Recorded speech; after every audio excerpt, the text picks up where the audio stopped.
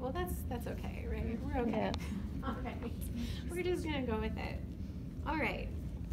So my name is Kelin and I am from IUPUI at the University Writing Center in Indianapolis. And this is a presentation on Kindness Week.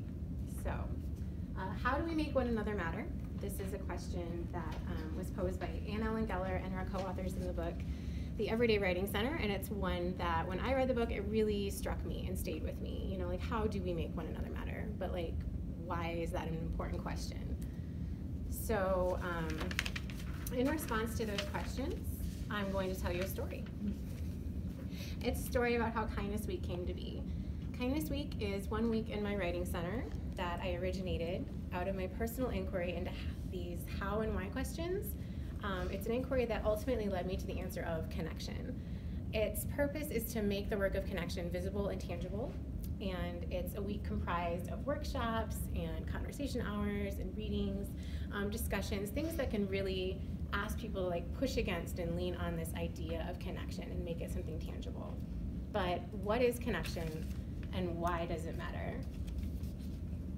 So my story starts 10 years ago when I was an undergraduate and I was first learning to become a writing tutor.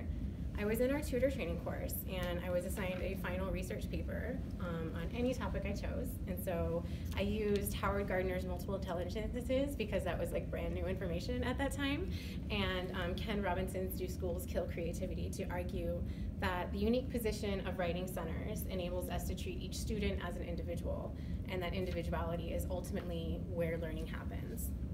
So 10 years later, I came back to higher education as a graduate student, and I have discovered that my focus is still individuality, but there's a slight difference because I understand now that individuality, I've matured my definition because it comprises both student agency and critical thinking, and the way I look at it has kind of broadened to the point where I see it as an outcome of a cognitive system of connection that I've entitled The Staircase to Student Agency.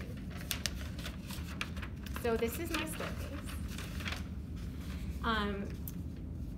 It starts with authenticity, which elicits vulnerability, which asks for mutual vulnerability, which fosters empathy, which creates personal connection, and it's connection that enables individual agency. It's a system of behavioral choices that at each step foster and promote the work of personal connection, and that ultimately it's that final step of connection that pushes us to become those agent individuals. In short, for example, we have to readily admit failures and weaknesses, then show up willing to expose those. In kind, then, the person we're trying to connect with has to also share their failures and weaknesses, and that's what mutual vulnerability means. And then this is how empathy, true empathy, not sympathy, gets established. And then empathy then is the driving force of connection. And in fact, connection is impossible without it.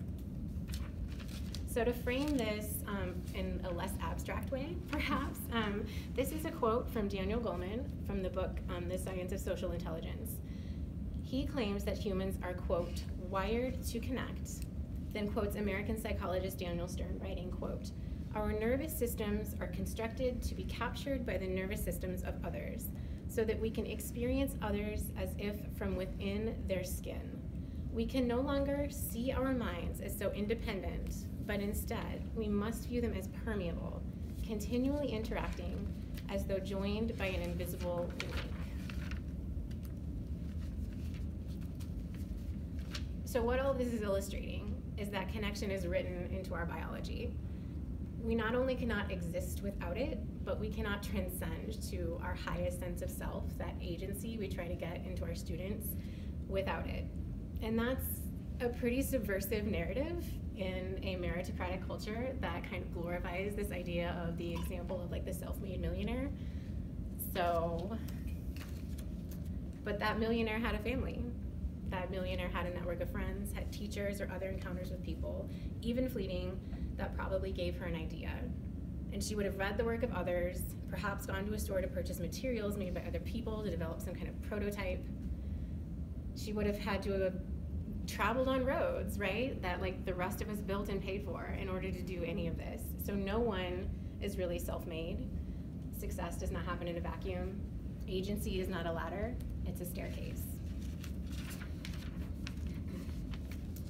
If one of our primary goals in Writing Center work is to promote student agency by our practice and values, then what all of this reveals is that we can't do this without first considering connection. Yet connection is invisible, it's abstract. It's hidden not just in our pedagogy beneath seemingly more quantifiable practices and learning outcomes, but in our biology, because the hard work of connection takes place in the lower order of brain function known as instinct. It's hidden from us even in our own brains. Daniel Goleman explains this when he describes connection as, quote, the circuitry that operates beneath our awareness. So this is problematic in our Writing Center if we agree, and I would argue that pretty much all of us here do, that connection is central to our work. It reinforces something we as a field have known and wrestled with for a very long time, that what we do is incredibly nuanced and complex, to the point that explaining it in words is almost always inadequate and something will invariably be left out. So if connection is central to our work, but connection is so abstract that it's invisible, and our work so complicated that articulating the work of connection exceedingly difficult, then it has become my mission to make it visible, to bring it forward not just in pedagogy, but in actual practice. So to frame this another way, this is what James Bean is referring to in Engaging Ideas when he writes, quote, as students cross the threshold from outsider to insider, they also cross the threshold from superficial learning motivated by grades to deep learning motivated by engagement with questions. Their transformation entails an awakening, even perhaps a falling in love. So what Bean is saying is that individuals cannot transition to their highest forms of self without first being connected, but this is not just connection to one person. He refers to the insider community. So community is a word that gets thrown around an awful lot in Writing Centers. And actually, I think one of my favorite quotes ever comes from Elizabeth Bouquet in the book Noise from the Writing Center, when she talks about all of these administrative tasks, like the potlucks and the meetings and all the other administrative duties that we think create a sense of community, but instead she asserts that they emerge from one. So, in other words, community is not something that can be created. It has to emerge organically from connected individuals.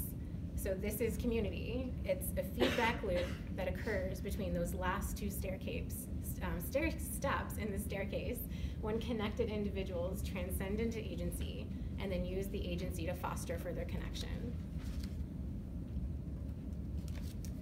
This feedback loop can spiral out from one connected person to another to another. That's how community grows and sustains itself. And it's sustainable because it's very hard for someone to disconnect once they've established connection. It usually takes something like trauma or betrayal.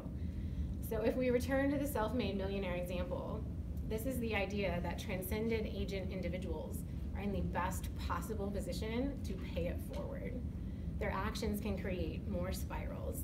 So community then answers the how of Kindness Week, because it certainly wasn't me by myself. I was a connected individual who had a crazy idea one night, and then I took my idea to one individual, and then another, until before I knew it, we had a kindness committee, supported in full by the entire staff at our Writing Center, which became supported by key individuals in other departments on campus, all who are ready, engaged, and excited to take on the challenge of making connection tangible. Together we brainstormed. What about a poetry slam, free writing, conversations? How are we gonna make this work tangible? What are the events we need to put on? And what about like a keynote speaker to really sort of cement everything? So that's where this guy comes in. One night I found myself Facebook messaging with him. He is Leon Logothetis. He is an author and a speaker well known for his Netflix series called The Kindness Diaries. It's a documentary that follows him around the world as he travels on a bright yellow motorcycle, relying solely on the kindness of strangers for like food, gas, shelter. He had no access to money. And a spoiler, I'm sorry if you haven't seen it, but he does make it. So he gets on LA on this little motorcycle and travels across the United States, gets on a cargo ship with his motorcycle that like gives him free passage, docks in Spain, drives the motorcycle all the way across like Europe and Asia, gets on another cargo ship, crosses the ocean, lands in Vancouver, and then drives the motorcycle back. So every episode really, or page if you read the book, is absolutely dripping with this idea of the staircase to agency, right? He had to repeatedly connect with people of an entirely different culture from him, some of them with a huge language barrier. How did he do that? It was authenticity, vulnerability, empathy.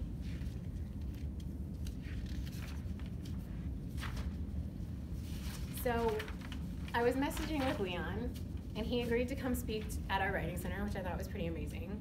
But he could only come, I think he said we had 5 weeks. So 5 weeks from like what if to implementation. So that's the strength of a connected community, right? All events except for Leon's speech took place in our writing center.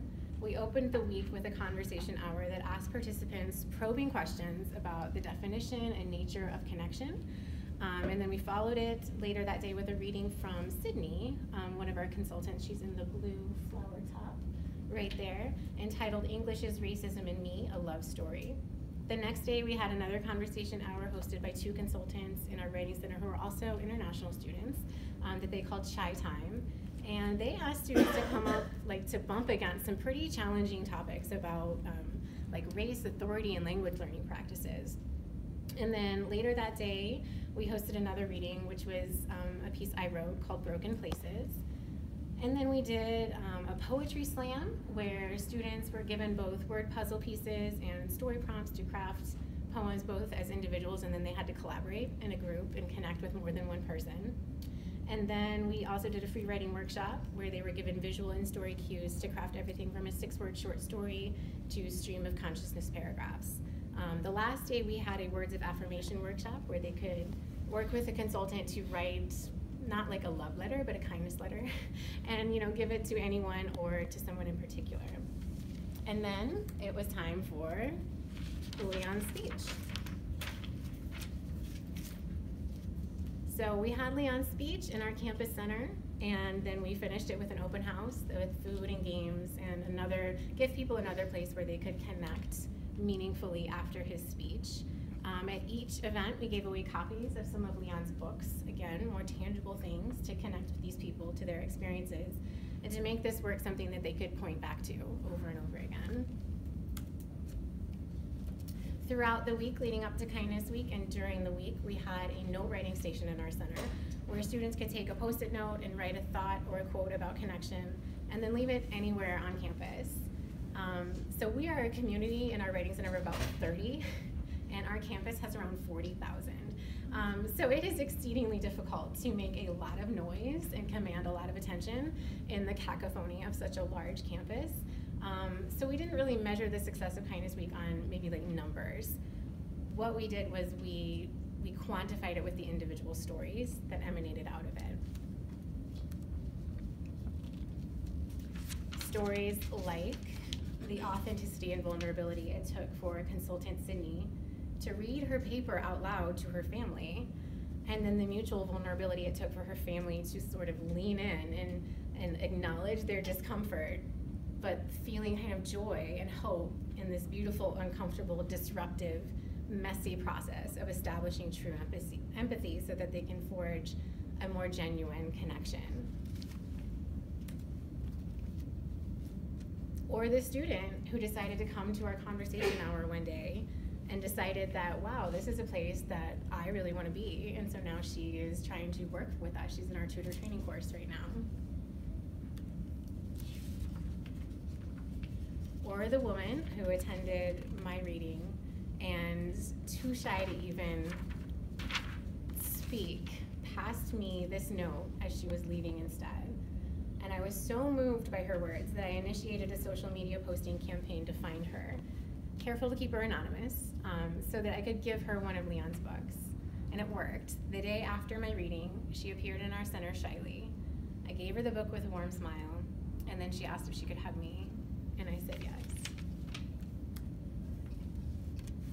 So the story of Kindness Week and the individual stories it elicited are personal to my research and experience, but it's my sincere hope now that at the end of this telling, you see how universal this story is, how connection is something real that you can touch and feel and push against.